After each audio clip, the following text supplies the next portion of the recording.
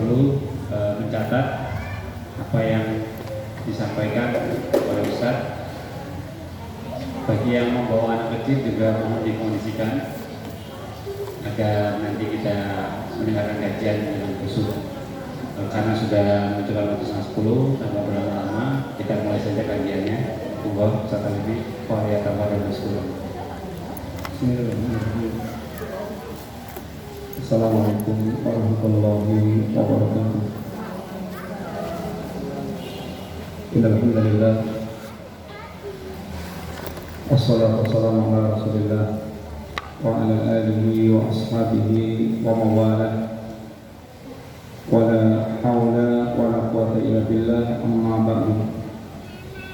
Alhamdulillah, para bapak, para ikhwan, ibu dan akhwat rahimani wa rahimakumullah. Insyaallah kita melanjutkan beberapa pembahasan yang telah kita sampaikan berkaitan dengan bekal apa yang sudah Anda siapkan, yang Allah Subhanahu wa taala telah mengingatkan kita agar benar-benar kita mempersiapkan bekal yang terbaik. Wa tasawwadu fa inna khairaz zadi taqwa. Berbekalah kalian wahai para hamba Allah, karena sungguhnya sebaik-baik bekal adalah bekal ketakwaan kepada Allah Ta'ala. Hari-hari yang memang Allah senantiasa ingatkan pada kita agar setiap kita benar-benar mengkhawatirkan nasibnya seandainya dia tidak memiliki bekal yang bermanfaat saat menghadap Allah Subhanahu wa taala. Wattaqu yawman turja'una fihi ila Allah, thumma tuwaffa kullu nafsin ma kasabat wa hum la yuzlamun. Wahai para hamba Allah, takutlah kalian akan datangnya hari saat Anda semuanya nanti dihimpun menghadap Allah Ta'ala. Hari-hari di mana ketika orang dia dihimpun menghadap Allah dan mereka tidak memiliki persiapan bekal yang bermanfaat, akan menjadi hari yauman tataqallabu fil qulub wal absar, hari yang membuat hati manusia bergolak, mata manusia terbelalak karena dahsyatnya suasana di hari itu. Dan kan kita gambarkan sekilas bagaimana masa depan kita yang sesungguhnya. Masa depan kita yang sesungguhnya adalah kampung akhirat, bukan masa depan dunia. Dunia kita adalah penggalan perjalanan kita untuk menuju satu titik hakiki yang merupakan kehidupan kita, itu kampung akhirat. Wa inna daral akhirah layal hayawan law kanu ya'lamun. Dan sungguhnya kampung akhirat adalah kampung yang sesungguhnya jika mereka mengetahui. Dan dunia ini adalah jembatan yang mengantarkan kita ke kampung akhirat, dan tempat yang merupakan tempat ujian yang Allah menguji kita dengan segala macam ujian. Kita diciptakan Allah untuk perkara yang kekal, yang tidak ada lagi kefanaan di hari itu. Kita diciptakan Allah untuk sebuah kemuliaan yang tidak bercampur kehinaan sama sekali di hari itu. Kita diciptakan oleh Allah untuk sebuah kenikmatan yang tidak bercampur kesengsaraan di hari itu. Dan itulah di antara sebagian yang digambarkan oleh Nabi Sallallahu Alaihi Wasallam ketika menjelaskan tentang Ahlul Jannah. Ketika mereka telah masuk di jannah, maka akan diserukan pada mereka, ya Ahlul Jannah, anna lakum an tasihu wa la tasqamu abadan, anna lakum an tahyau wa la tamutu abadan, anna lakum an tashidu wa la tahramu abadan, wa anna lakum an tan'amu wa la taqasu abadan. Wa Ahlul Jannah, sekarang Anda sehat tanpa sakit lagi. Sekarang Anda hidup tanpa mengalami kematian lagi. Sekarang Anda muda tanpa mengalami tua lagi, dan sekarang Anda nikmat tanpa mengalami kesengsaraan lagi. Untuk hari-hari seperti itu kita diciptakan Allah. Tetapi untuk meraih ini kita diuji oleh Allah di kehidupan kita sekarang di dunia sekarang ini. Sehingga Allah katakan wa nabluukum bisyarri wal khairi fitnah. Benar-benar akan kami uji kalian di dunia ini dengan berbagai macam hal yang kalian anggap tidak menyenangkan, kemiskinan, kegagalan, kesulitan dalam perkara dunia, tertanya nikmat, dan berbagai penderitaan yang dialaminya, maupun diuji Allah dengan kemudahan, kekayaan, bahwa dengan segala macam kelonggaran, kenikmatan yang dia dapatkan, itu semuanya merupakan ujian.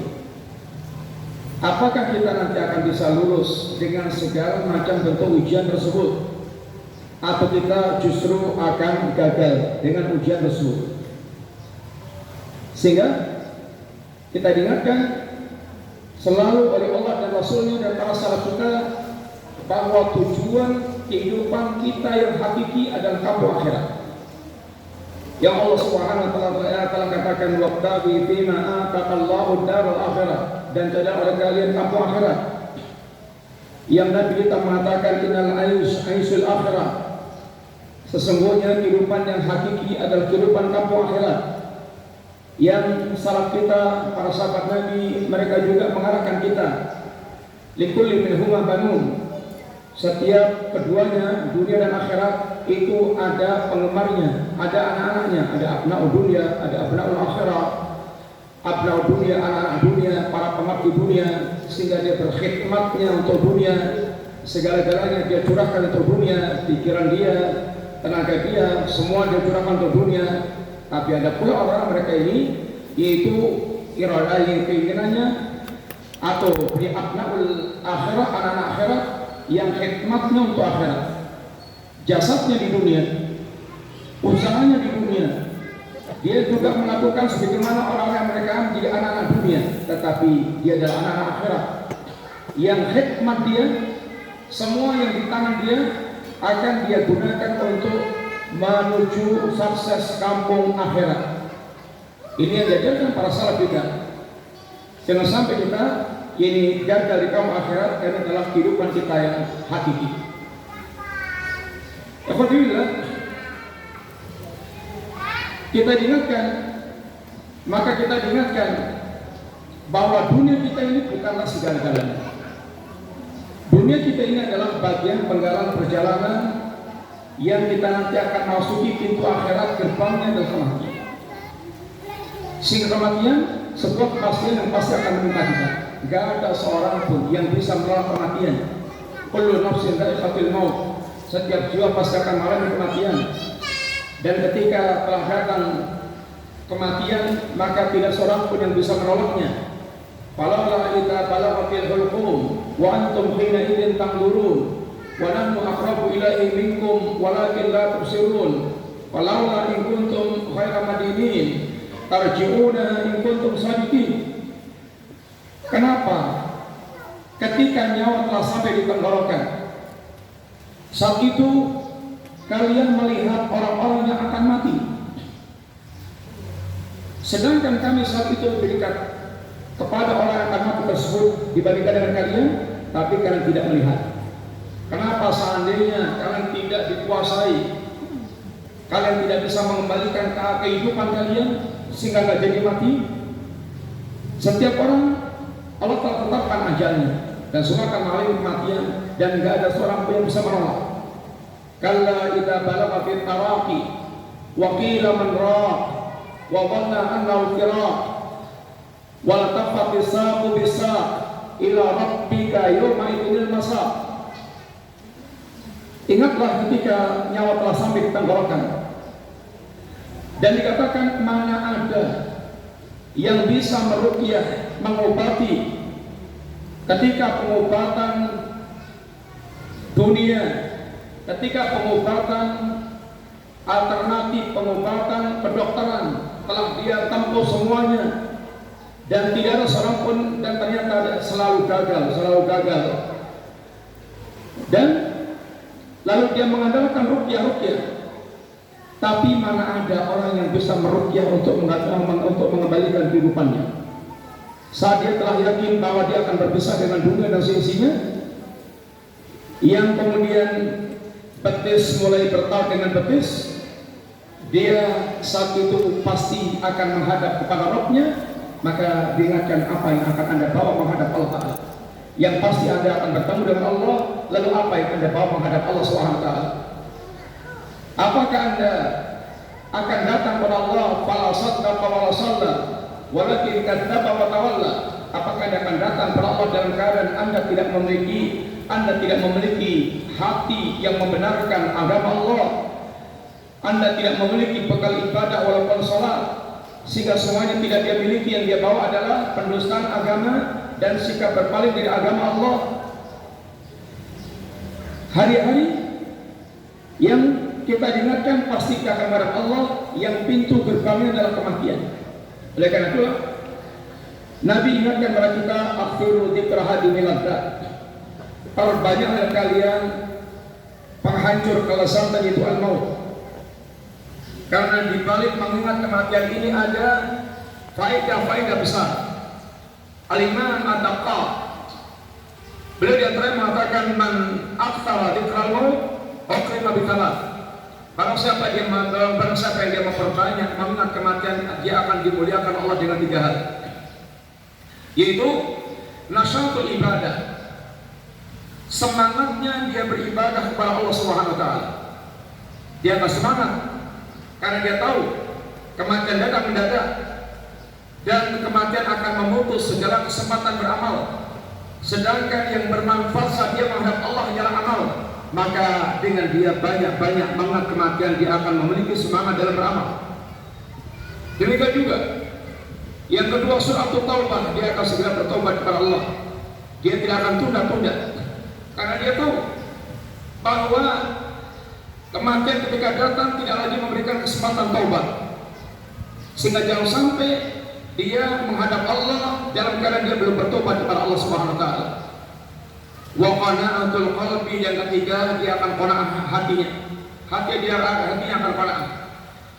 Karena dia tahu seberapa pun harta yang dia kumpulkan, lalu dia mati, maka akan mangkrak, tidak lagi memberikan manfaat buat dia, bahkan menjadi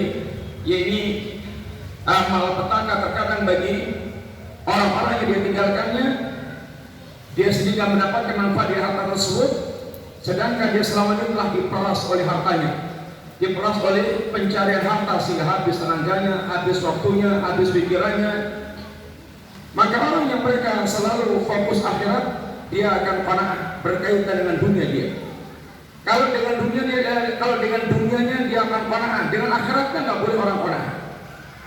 Kalau dunia kita tidak boleh tanafus. Kalau untuk urusan akhirat, Allah perintahkan kita falyatanafasil mutanafisun, agar kita berlomba-lomba, agar kita senantiasa berlomba-lomba bersaing untuk urusan akhirat. Kalau bisa selalu dia di depan untuk urusan akhirat, kami yusaduna fil khairat, agar mereka senantiasa berdahuluan melakukan kebaikan-kebaikan.